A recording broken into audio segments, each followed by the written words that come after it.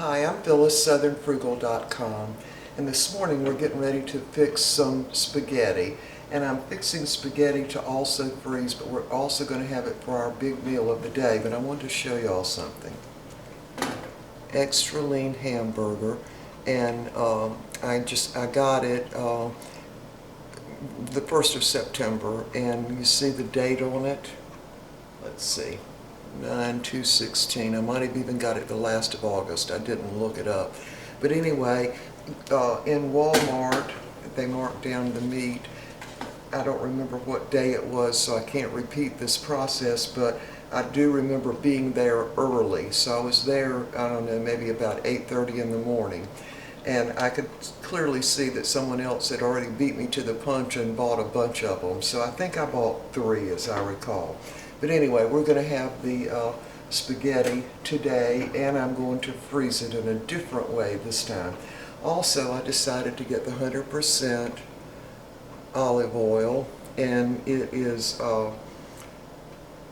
what I'm going to fry the meat in. I'm just going to put a little in the skillet. Now I'm using my new cooktop, y'all. Yeah, so I've already got my peppers and my onions sliced, and I've got 3 kind of large garlic cloves that I'm going to use. So we're going to first brown this meat, and this is just 1 pound of lean hamburger. See if I can do this without touching it. So I'm going to put my olive oil in, maybe a tablespoon or so. Yeah, I did look up and read about the olive oil and decided I needed to get a different kind rather than the light tasting, since it would be more processed. Alright, so we're already heated up. So I'm going to go ahead and brown this hamburger. And I did touch it, so now I've got to wash my hands. Alright, when this gets brown, we're ready to fix the vegetables going. We'll be right back. Alright, we've got the meat all browned now, and I put that out in a separate bowl. And I do like to get it good and brown to give it that good taste. So to get the bits out of the bottom of the pot, I just added a little teeny bit of water and put it back on the burner, and most of them will come right out. So now we're going to cook our peppers, onions, and our garlic. So I've already sliced up the peppers. Now this is about 2 bell peppers that I had frozen, and I got them out of the freezer, and I cut them up while they were still a little bit frozen. This is just 1 onion. So first I need to put a little more olive oil in this pot. Maybe another tablespoon.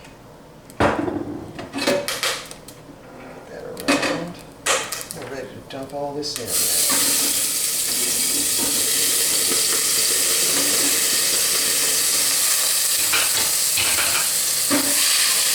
So I'm going to cook the peppers and onions till they're almost done, and then actually, why don't we go ahead and add the garlic on top of everything, because of course the garlic will burn if you're not careful. Let me move y'all closer. All right. So I've got 3 large garlic cloves. Now we do like a lot of garlic in our spaghetti, and I'm going to use my garlic press and ginger press, I might add. See how it does? And I'll put that right on top, because I don't want the garlic to be, cooking too much or browning, because it does get bitter.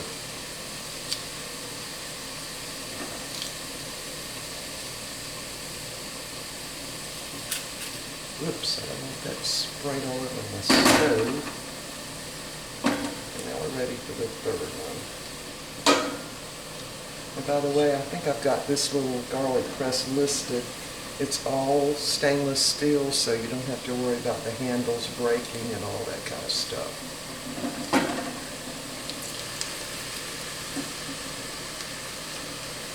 All right. Scrape that off with a knife. And my understanding is you can actually do the garlic without even getting the peeling off of it. Let's see if I can get some more out of there. Yeah. All right. Yeah, I've never tried it. I don't recall tried it. Just leaving the peeling on them and pressing it, but it probably would work. All right, so we're going to let these cook for about 20 minutes, and we'll be back. All right, it took about 5 minutes for my peppers and onions. So this is, I guess, to do with my new cooktop. Cooks a lot faster than the flat cooktop did. So these are already ready. So I'm going to dump the meat back in here. Mix that all up.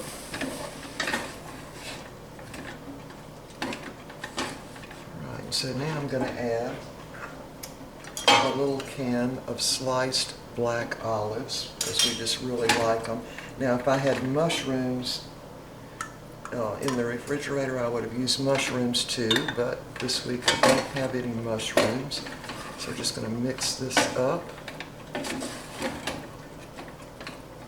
Already smells like an Italian restaurant in here. All right, so now we're going to add a little bit of oregano. It's probably a teaspoon. And we're going to add some parsley flakes. I'm just going to open the whole thing here.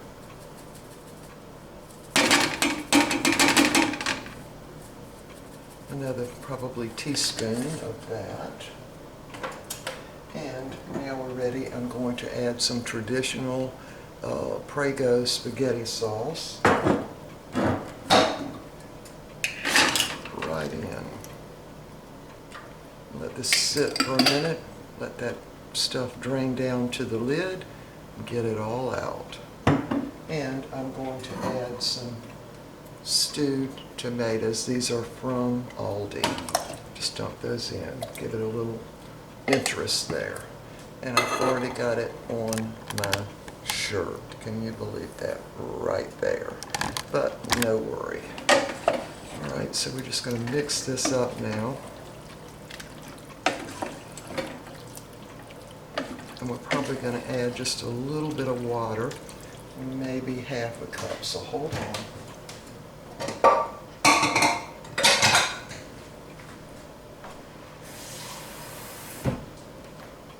Just going to use a half cup of water because we were actually going to simmer this. Now, the reason I cut my bell peppers like that is just to give it some interest, and I think that the black olives give it some interest too, some visual interest for your eyes.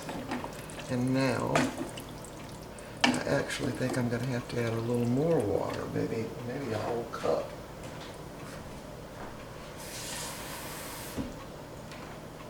Yeah, so that makes a whole cup I'm adding to that. Now, I've got bay leaves, but I've got to find them. I'm not sure where they are, but I know I've got some up in my spice rack somewhere.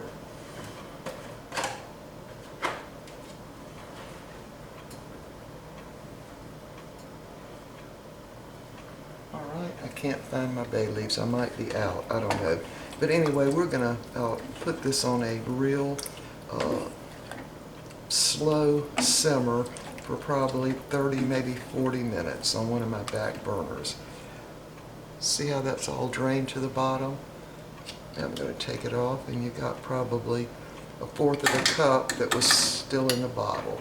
And put a teeny bit of water in there and get that out. Now, I added the extra water because of the fact that we're going to simmer it for a while. So I added just a little bit of water in here. All right, because I don't want it too dry. All right, so we're going to simmer this on the back burner, I'd say for at least 30 minutes, maybe a little longer. And then we'll fix the rest of the meal. All right, we'll be back. I got to find my bay leaf too. Found the bay leaves, yeah. So I'm gonna, I don't know why, I just put 3 in.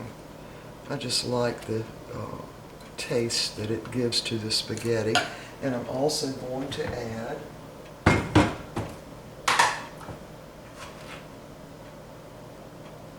about a tablespoon of sugar. I know, I just do it this way, y'all, okay? And stir that around. Now it's going to go on my back burner on a very, the lowest I can get the burner. I want it just barely bubbling. And I'm also going to leave the lid off so some of the water evaporates. All right, y'all, we'll be back. All right, our meal's ready, and I wanted to show you this. I'm going to freeze enough for 2 more meals for us in some plastic bags. Anyway, y'all come back after this and I'll show you how to do that. There's our meal. Now I like Parmesan on my spaghetti, and Mr. Bucky has decided he wants cheddar. So that's some shredded cheddar. Of course, it was so hot it's already melted. There's the salad. Now I wanted to tell you how I do these little broccoli florets. I boil some water, put them in for about 30 seconds, no more.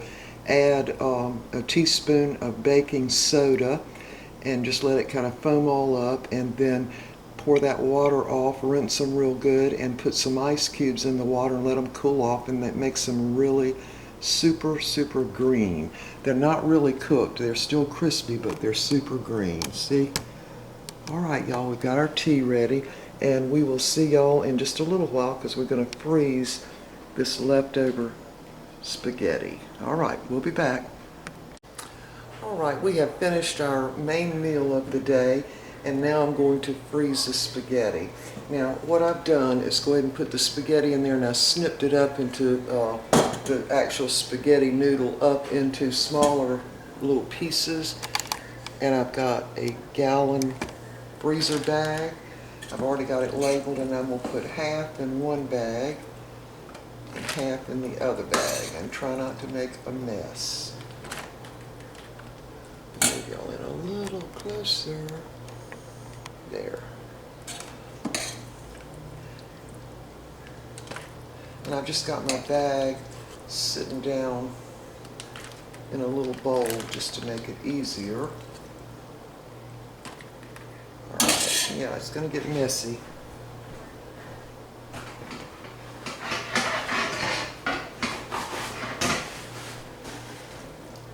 Get a little wet paper towel here to wipe the bag off. Where it dribbles down, it is messy.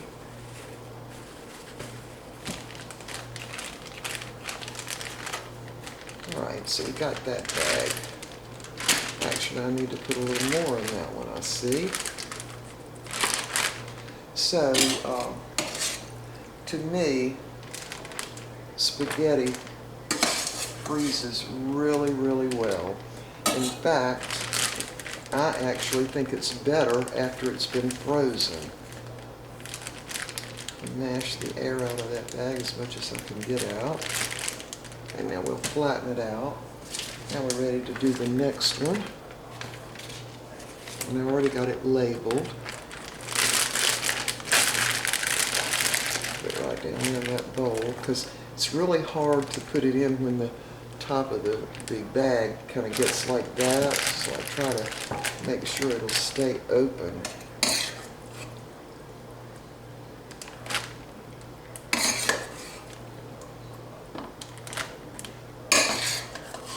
So this is more than enough. So I can dump that in now.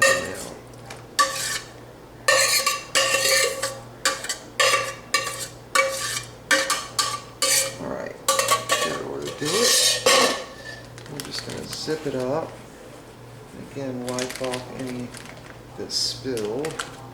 And also mash out the air while it's still in the bowl. It's easier to do that way, really. And just close it up. So now, I'm going to mash it out just as flat as I can get it. And the reason for this is so when it's time to have the spaghetti, I can actually put the bag down in one of my little salad, plastic salad containers with some hot water, and in just really maybe 5 minutes it'll be thawed out. And then I usually warm it up in the microwave. I have actually warmed it up in the oven before and put cheese on it in the oven. Warm it up in a little casserole dish. So any air that's still left in it, we'll just get to the edge here and mash that out. All right, let me get a pan.